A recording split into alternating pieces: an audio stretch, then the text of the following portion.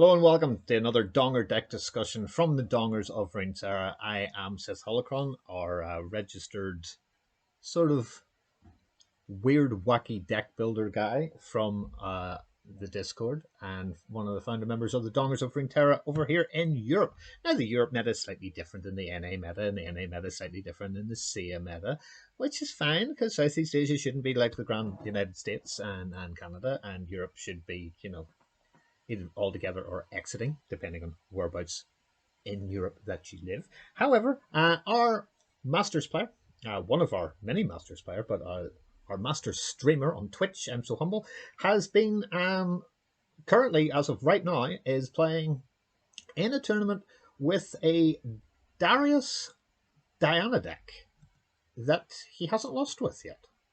And this is the deck. So only 12 cards from Targon, 28 from Noxus. This is not your stereotypical deck at all. It runs 7 spells, 6 champs and 33 units, but all the units are horrible.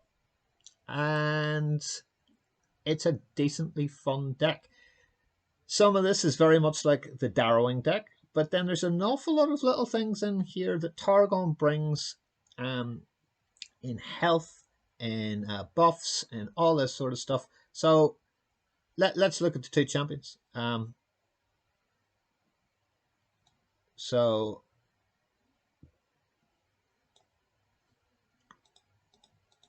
it's this, actually. It's this deck. Let me have a quick look at this. Yep, this is the deck. And we shall save that, and we shall give you the deck code when it is in. So this is Darius Targon, and we are going for Diana, who you need to play second when you put her down. She has quick attack as a base, but she gets challenged this round, and if you activate Nightfall 4 times, putting her down once will Nightfall. There are other Nightfall calls in here, including spells and units. So we can get a leveled up Diana, which is excellent. Really good early doors. Darius to finish off. Obviously, he's automatically leveling when a Nexus has 10 or less health. In various games, in any version of Darius you've ever played, you want to put him out last. If you have 3 or 4 or 5 other units, hopefully getting through to, even if you're sitting on 13, you should be enough going through with overwhelm units in here that your Darius should level mid-attack and then be hitting for a 10-6, which can completely win the game in that move. And Humble did that today. So there are some things in here that are great. The Crimson package is not to be found anywhere. So let's go. And if we're going for a 25-15 split, what do we need? Okay, so this is roughly 2/3 Noxus and 1/3 Targon. We start with Legion Saboteur. Attack 1 to the enemy Nexus. Decent, and he has 9 cards that he can play round 1. Perfect if he's attacking on odds.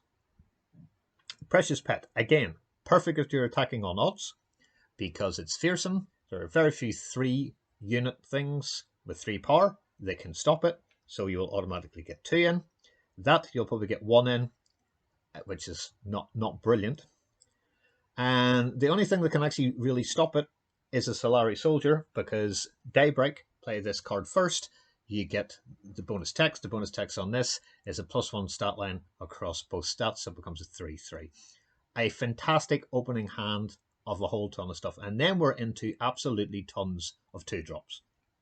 And I love the fact that when you're in the mid game, you can literally be going as wide as you like, putting things out and buffing things up. Because the spells that we have here predominantly buff units.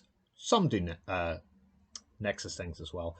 But the 7th spell is Apprehend. This is a new card for Noxus. It's stun an enemy.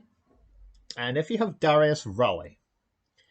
So if you have Darius out and then you rally, that's how he beat me in our league. I was only a couple away from winning, and the rally then with Darius, he hadn't even leveled yet, won the game. And it's a great card, but he's only running 1 of these. very specific. You have to have Darius out there to get the rally. If not, it's just a stunning enemy, and that's quite cheap to be able to do that with. Really decent, far better than palming it or having to wait for them to attack. You can just, it's a slow spell. If you've got an enormous thing coming your way, like a field the rush sort of thing, it's well good to stop one of the 10 damages going into your face. Then we're obviously into Diana, who her inbuilt thing is Pale Cascade, of which we're also running 3 of. We'll get to that as well. It's okay. I would use her early doors up to around 3 or 4, and then I'd probably just get rid of her. To be completely honest, I would just get rid of her. It's good to sort of trade her into something decent. So it's kind of okay to trade Diana off, especially if you've got another Diana in hand. But even if you don't, people will be wondering why you're getting rid of a champion into, say, a house spider, who, ironically enough, is the next one. This is super value. In Ireland, we actually have a chain of retail grocery stores called Super Values, and they sell absolutely everything. And they do an offer which is buy one get one free. I'm sure other stores have them too, but this is the super value card because you get a 1/1 spider as well, so you're getting 2 units for 2 mana. That's fabulous.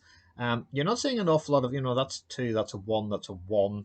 Imperial Demolitionist is far better to put on to anything with 2. So the House Spider, make it a 2/1, but you're dealing 2 to the enemy Nexus. That is probably the first card in this that's apart from Legion Saboteur, that would have been in the Darrowing deck. And then off we go for the next 2, and they are from Targon. So Mountain Goat, fantastic, gives you a gem, which heals you 1 and gives you 1 extra power granted by a gem that costs 1 mana. Good stat line for 2 as a 3/2. You kind of look at this as a 2/2, that is a 2/3, so it's not so bad. Decent in attack, but can bump up things as we go, which is a pretty decent way to be around this. Pale Cascade is just a great card. It's so good for 2. Only Mystic Shot, in my opinion, is better than this, or Notify. Notify, again, is an amazing wonder spell. So this is a +2/+1 this round, and if you play it second, you get to draw a card, which is great. So, Crescent Guardian. So that is a Nightfall card, and we're running 3 of these. We're also running 3 Crescent Guardians, which is all kinds of fun. Drop this second, it becomes a 5/3 Overwhelm unit, which is disgusting. Truly is disgusting. Not nice at all for your opponent to have to deal with a couple of those. People will be get exciting in you, or trying to flock you, or thermal beaming it, or withering wailing it and then mystic shotting it. I mean, there are easy ways to do 3 damage to a unit in this game. You could use a Blade's Edge if you got it down when you're blocking with like a 2/1 and then kill it off, which is kind of handy enough as it's a fast spell. But in this deck, you're piloting it, so kind of makes you kind of sit back and go, jeepers, that's horrible. So as you can see, there's an Overwhelm straight into another Overwhelm. So that is a 5/3. This is a 4/3 built-in Overwhelm already, same cost. And now you're starting to see where we're going. We don't mind throwing things out. This is a pretty much a bog standard aggro deck. To throw out with a few little bits of weirdness in there as well. Iron Ballista and Crescent Guardian, either one of those on turn 3, especially if you're attacking on odds, is fantastic. Early doors, you'd want the Ballista, Crescent Guardian for mid to late game. Crowd favourite, +1/+1 on the stat line, only as a 2/1, but again, it's an Overwhelm.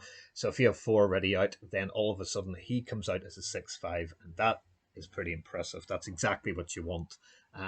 Only running 2 of these as the final card in the deck wins the game all by himself. Decisive Maneuver. I am beginning to fall in love with this card. Slightly expensive as a blue, not as cataclysmically awful as a purple, but still a really good thing. So stunning an enemy and give all allies +2 this round. When you're seeing the amount of Overwhelm in this deck, Darius is Overwhelm, crowd favorite Overwhelm, Ballista Overwhelm, Crescent Guardian Overwhelm. There's an awful lot of stuff that giving it an extra 2 will be fantastic when you are attacking, because you don't want to be doing this on defense. This is an offensive trick. This is right out of the playbook from the Kansas City Chiefs. Here you go, Patrick. Now go blindfold yourself, spin around, tie your laces together, and throw it 60 yards for a 60-yard touchdown to Tyreek Hill. That's what this is. It's brilliant. And therefore, Humble is running 3 of them. 3 Darius, obviously another Overwhelm unit. You can see where we're going for this. It pretty much is an Overwhelm deck. If you have Darius down and a Decisive Maneuver, all of a sudden now he is a 12x. He would be like an 8 if he had 4 out. He's now a 6x. He's now a 7x, depending on the damage that has been taken. And the final one is an 8/8 Captain Farron. Create 3 Decimates in hand. It used to be, way back when, every single card that you've kind of spent deck building and deck building, it was all replaced by Decimates. So you would lose units that you needed, spells that you needed just to get slow Decimates. Now it just gives you 3 extra cards, and they're all Decimates. It's a great deck. It is a fun deck to watch. It's a fun deck to play. And that is the deck code clipped for me to be put into the pinned comments, along with invites to all our social medias and our Discord, which is pretty decent, I think. So, I mean, it could be a lot worse. Yeah, so there we go. Darius Targon with Diana and a whole load of Overwhelm.